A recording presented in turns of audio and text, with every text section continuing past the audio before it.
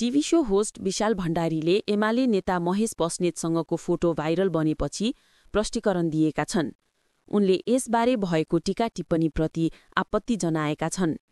केही दिनदेखि बस्नेतको भक्तपुर निवासमा खिचिएको एउटा तस्बिर र भिडियो भाइरल बनिरहेको छ, जहाँ भण्डारी पनि देखिएका छन्।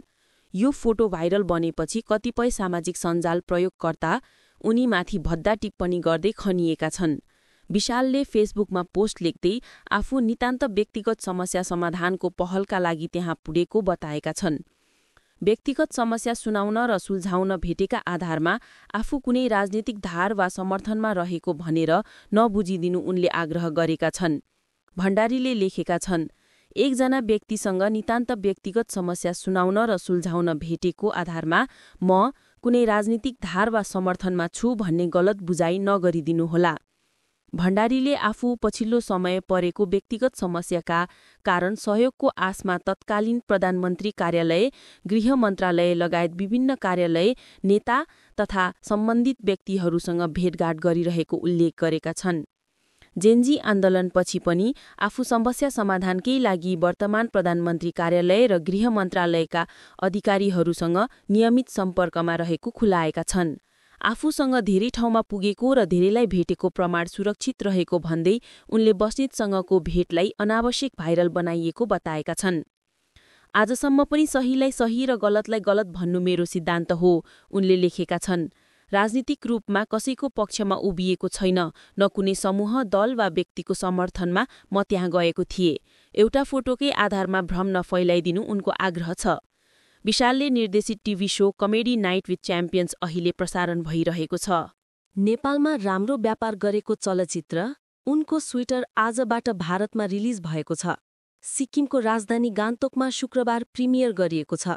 सिक्किमका प्रतिष्ठित व्यक्तित्व, कलाकार तथा दर्शकहरूको उपस्थिति बीच वेस्ट पोइन्ट मलमा प्रिमियर सम्पन्न भएको चलचित्रका निर्देशक नवीन चौहानले जानकारी दिए।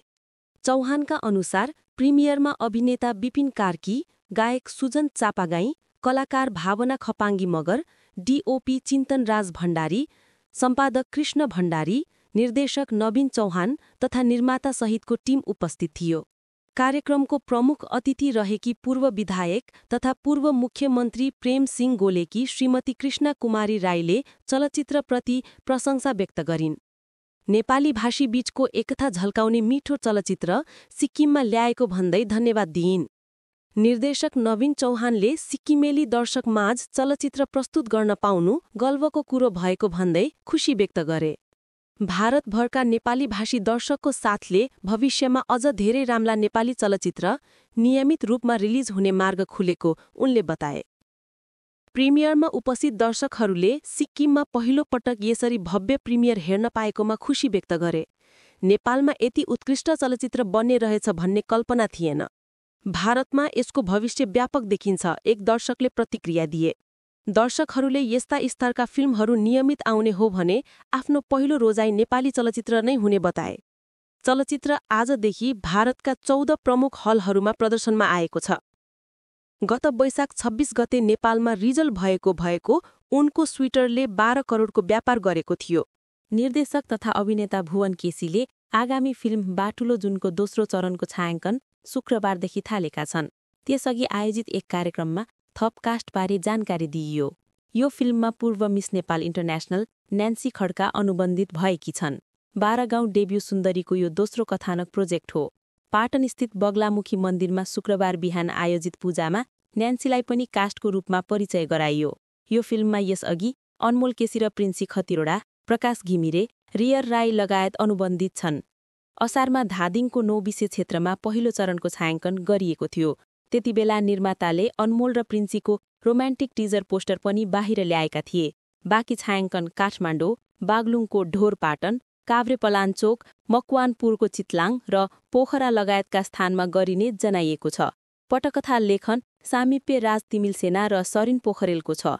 सनराइज प्रालीको ब्यानरमा जिया केसीको लगानीमा फिल्म बन्न लागेको हो। चलचित्र विकास बोर्डमा भने फिल्मको बजेट 25 लाख रुपियाँ उल्लेख छ। यदि यसो हो भने यो फिल्म अनमोलको करियरकै सबैभन्दा कम लगानीको फिल्म हुनेछ।